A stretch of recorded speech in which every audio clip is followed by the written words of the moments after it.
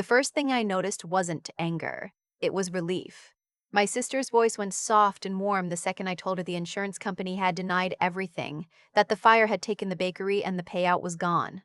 "Oh, honey," she said, "come stay with us. We'll figure it out." And something cold slid down my spine because in 34 years I had never once heard her sound like that to me.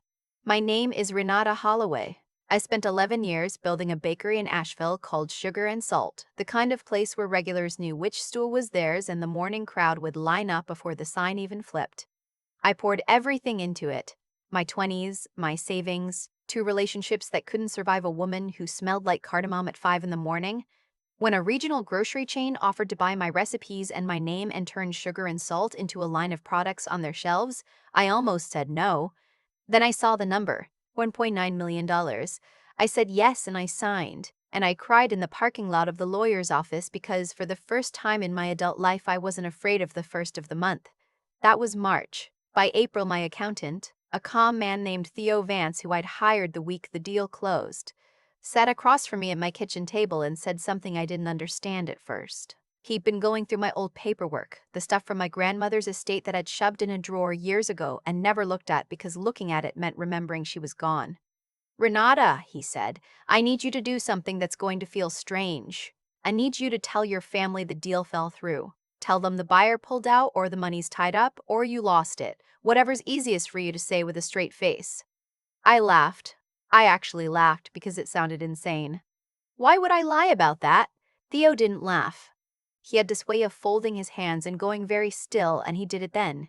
"Because of what I found in your grandmother's trust," he said. "And because before I show you, I need to see how certain people react when they think there's nothing left to fight over. I want to be honest about who I was that day. I was the kind of woman who still believed her family was just complicated, not cruel. I told myself my mother was difficult because she'd had a hard life. I told myself my sister was selfish because she'd been the baby and got spoiled. I told myself my brother-in-law was just loud.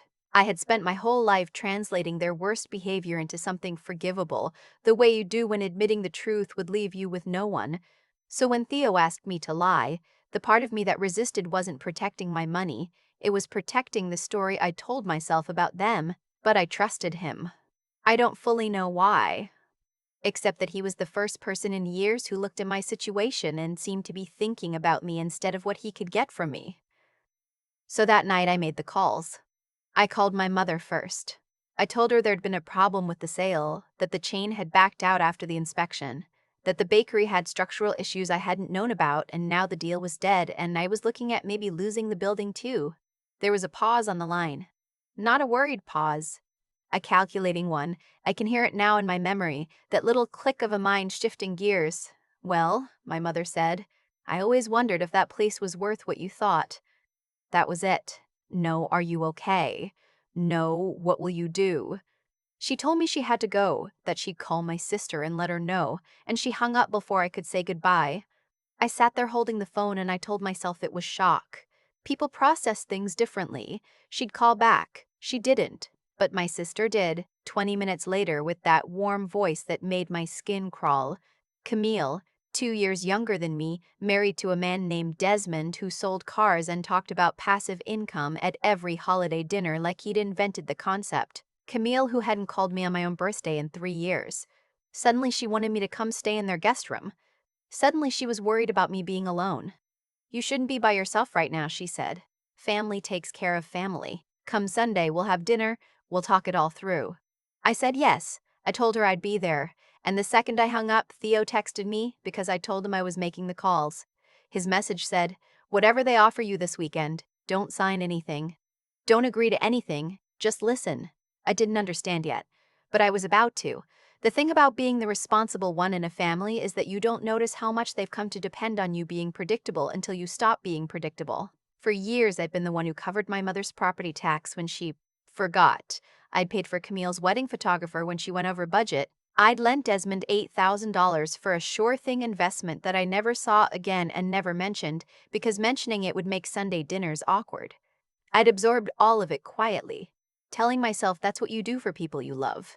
I drove to my mother's house on Thursday, 2 days before the dinner, because she'd asked me to come help her with some papers.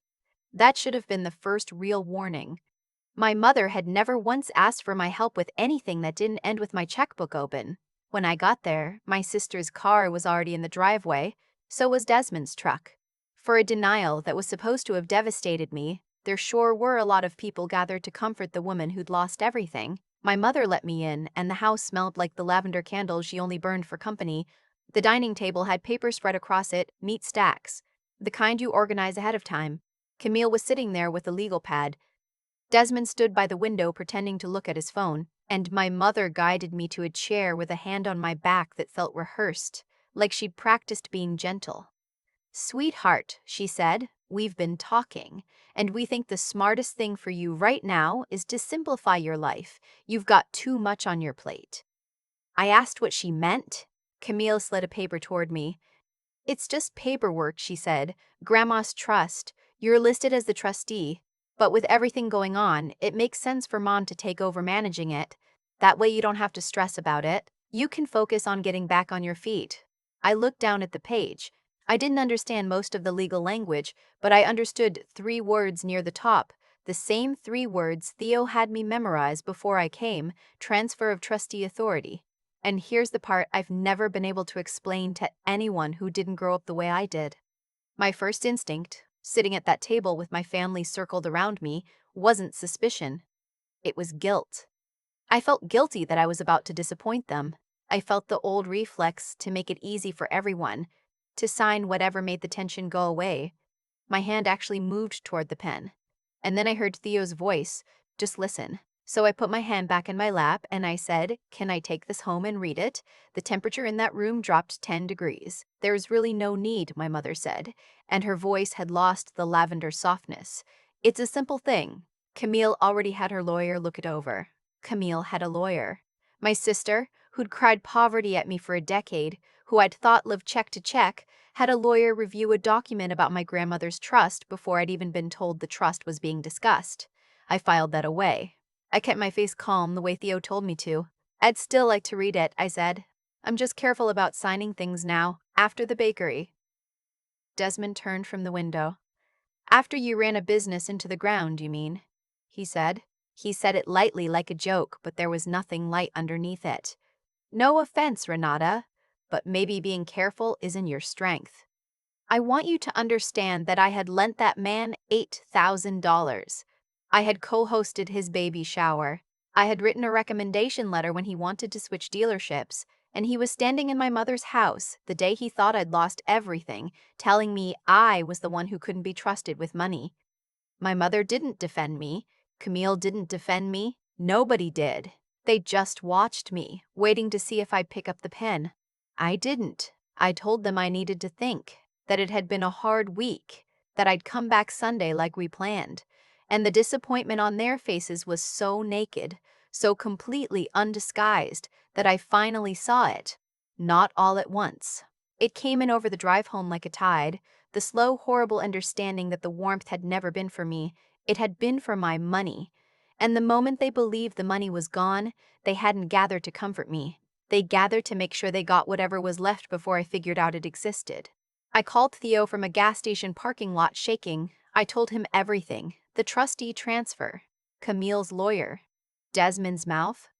My mother's hand on my back that felt like a stranger's. Theo was quiet for a moment. Then he said, "I need you to come to my office tomorrow morning. There are things about your grandmother's trust that your family clearly already knows, and that you don't. And I think it's time you did." I barely slept. I kept thinking about my grandmother, Eunice, who'd raised me more than my mother ever did. Summers at her house in the mountains, her hands dusted with flour, teaching me to fold dough. She's the reason I became a baker. She died when I was 26, and I'd always been told there was nothing left, that what little she had went to settle her affairs. My mother had handled the estate. I'd been grieving and broke, and I'd trusted her to deal with it. The next morning, Theo laid it out on his desk like a surgeon laying out instruments. My grandmother had not died with nothing. She'd died with a trust worth, at the time, just over $400,000, built from decades of careful saving and the sale of a second property I never even knew she owned. And in that trust, she had named one person as both the primary beneficiary and the eventual trustee to take over when she passed. Me, not my mother. Me, your grandmother set it up so that your mother would serve as interim trustee only until you turned 30, Theo said. At 30, control and the bulk of the assets were supposed to pass to you. You're 34, Renata. That transfer should have happened 4 years ago. I felt the floor tilt. Then where's the money? Theo turned a page toward me. That's the question. Because according to the documents your mother filed, the trust was depleted by estate expenses. But the expenses she listed don't add up to anything close to $400,000. And some of the withdrawals, he tapped a line, went to an account I traced. It belongs to your sister and her husband. I think I stopped breathing. The $8,000 Desmond never paid back, the wedding photographer, the passive income schemes, all of it.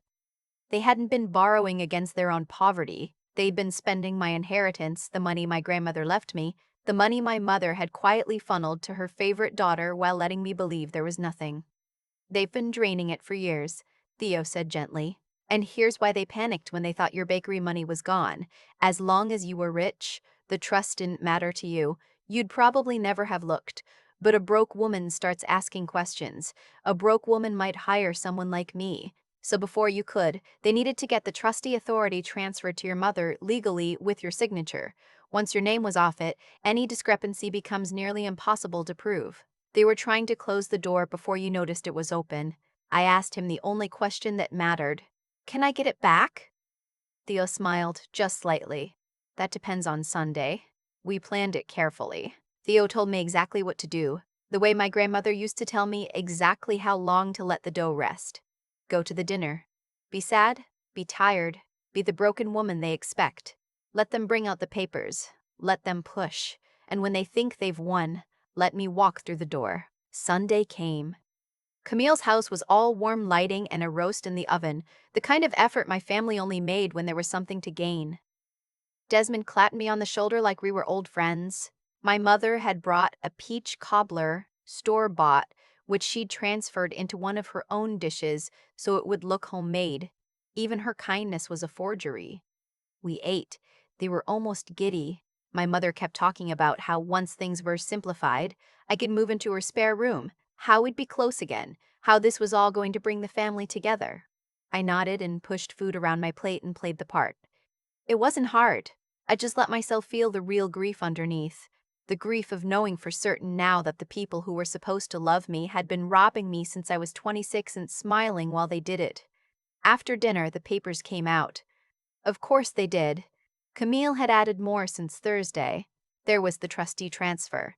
There was something else now too, a document she described as just protecting everyone, which Theo had warned me might appear, a release that would have waived my right to ever contest the handling of the estate. Just sign here and here, Camille said, sliding the pen across the table, and we can put all this behind us. My mother reached over and squeezed my hand.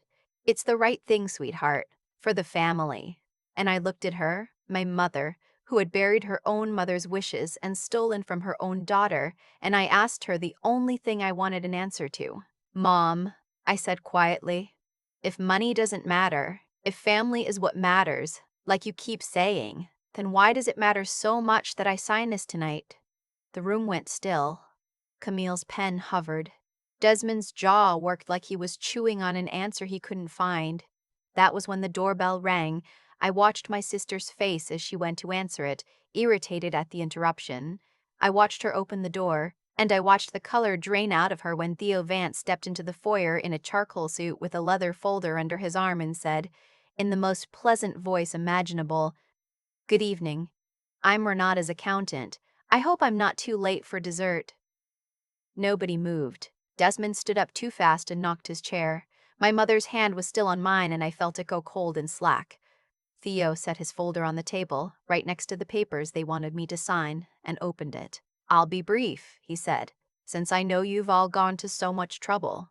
He laid out the pages one by one, the original trust, my grandmother's signature naming me, the withdrawal records, the transfers into Camille and Desmond's account, dates and amounts going back 8 years. Renata's bakery sale, by the way, did not fall through, he added mildly. It closed in March. She's been the legal owner of a significant amount of money this entire time. We just needed to see what you'd do if you thought she wasn't. I have replayed the next 60 seconds more times than I can count. My mother pulled her hand back from mine like she touched a stove. "This is a misunderstanding," she said. "Those were expenses. Estate expenses. Estate expenses don't usually include a 2019 Tahoe," Theo said, "or a kitchen renovation in your daughter's home, or $8,000 wired the same week your son-in-law mentions a sure thing investment. I have the records, ma'am. So does the attorney I retained on Renata's behalf." Camille started crying. Not the soft kind, the panicked kind.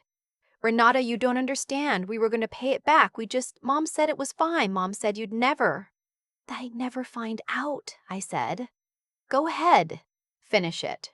She didn't. She just looked at our mother, the way she always had, waiting for Mom to fix it. But Mom had run out of moves. Desmond, to his credit or his stupidity, tried to get angry. He stood there in his own dining room and told me I was tearing the family apart, that I was being vindictive, that this was exactly the kind of thing that proved I was unstable. The same word. The same script people like that always reach for. Crazy. Unstable. Vindictive. Anything but the truth, which was that I had simply stopped letting them. I stood up. My legs were steadier than I expected. "You didn't tear this family apart," I said. "You did that years ago, the day you decided my grandmother's last wish was a suggestion. I'm just the one who finally read the paperwork." Theo slid one more document across the table, not for me to sign. For them. It was a notice of intent to recover the misappropriated trust funds, with two paths laid out in plain language. They could repay what they'd taken, in full on a schedule supervised by the court, and avoid criminal referral for the elder financial abuse of my grandmother's estate. Or they could refuse, and let it become a matter for the district attorney, where the word for what they'd done wasn't borrowing, it was theft. "You have until Friday to decide," Theo said. He gathered his folder. He left their pens on the table, untouched. My mother said my name. Just once. Renata. And for half a second something in me, the old translating part, almost turned around. Almost made it okay. But I thought about Eunice's hands in the flour, and how she'd set all of this up to protect me from the exact people who'd betrayed her trust, and how she'd been right about them when I refused to be. "You knew," I said to my mother. "She gave it to me, and you knew, and you took it anyway. It wasn't a question. I didn't need the answer." I'd watched it on her face the moment Theo opened that folder. I walked out of my sister's house into a cool spring night, and I didn't cry until I was in the car, and even then it wasn't the kind of crying I'd expected. It wasn't grief for them. It was grief for the version of me that had spent 34 years trying to earn the love of people who'd been billing me for it the whole time. They chose to repay. Of course they did. The threat of the DA has a way of clarifying things. It took 2 years and it nearly bankrupted Camille and Desmond, who had to sell the house with the renovated kitchen my grandmother's money paid for. My mother moved into a smaller place, and we have not spoken since the night Theo left his pens on the table. I'm told she tells people I abandoned her. I've stopped caring what version she sells. Here's the part the people who love a clean ending always want, so I'll give you the truth instead, which is messier. I did not get everything back. Not the years, not the trust, not the mother I wish I'd had. But I got the trust fund my grandmother left me, every dollar accounted for, and I used it to reopen Sugar and Salt in a bigger space, and over the front register I hung the only thing of Eunice's I ever wanted, an old hand-lettered sign she kept in her own kitchen that says, "Feed the ones who'd feed you back." I think about that sign every morning when I flip the open light on. It took me 34 years and a lie about losing everything to understand that family isn't the people who share your blood. It's the people who'd feed you back. And the day I stopped setting a place at the table for people who only showed up hungry, I finally had room for the ones who actually came to sit with me. My cousin Priya, who I'd lost touch with during all the years I was busy being my family's bank, manages the new location with me now. The accountant, Theo, still does my books, and he still folds his hands and goes very still when he's about to tell me something I won't want to hear. And I've learned to listen every time. And on Sundays, the one day my family used to use to circle me, I close the bakery early, and I cook dinner for the people who earned a seat. There's always cobbler. I make it from scratch. You can taste the difference. For 34 years, I mistook endurance for love. I thought if I just kept absorbing the cost of my family, the late property taxes, the wedding photographer, the $8,000 Desmond never paid back, that one day the bill would come out even and they'd finally see me. They never would have. People don't repay a debt they don't believe they owe. The reason my mother could smile while she funneled my grandmother's money to Camille was that she had quietly decided, long before I ever signed anything, that what was mine was hers to redistribute. That decision didn't come out of nowhere. It came out of years of me teaching everyone around me that my boundaries were soft, that I'd translate any cruelty into something forgivable. We train people how to treat us, and I had been an excellent teacher of the wrong lesson. What saved me wasn't luck. It was the one moment at that dining table when I put my hand back in my lap instead of reaching for the pen. That small act of refusing to make things easy for everyone else was the first honest thing I'd done with my family in years. I want you to understand how ordinary it looked from the outside and how much it actually cost. Doing the right thing rarely feels heroic in the moment. It usually just feels like disappointing someone who's counting on you to stay quiet. Theo gave me the second thing I needed, which was the patience to look before I leapt. I had spent my whole life reacting, smoothing, fixing. He taught me to slow down, to read the paperwork I'd been too afraid to open, to gather facts before I gathered feelings. The truth about Eunice's trust had been sitting in a drawer for 8 years. It wasn't hidden by some clever villain. It was hidden by my own unwillingness to look, because looking meant admitting the people I loved might not love me back. Knowing a hard thing is almost always better than the comfort of not knowing. And then there was the part nobody can hand you, the steadiness to walk out of that house and let the silence with my mother last. Cutting off people who share your blood is not vindictive. It is survival, and it takes a kind of strength that looks, to everyone watching, a lot like coldness. Let them think it. I rebuilt Sugar and Salt with money my grandmother fought to leave me, and I hung her sign above the register, and I learned that the seat at my table belongs to whoever would feed me back. If you take anything from what happened to me, take this. Be the kind of person who refuses to sign the easy paper. Learn the facts before you trust the feeling. And when the truth finally costs you the people who were only ever there for what they could take, let them go, and set the table for the ones who came hungry only for your company.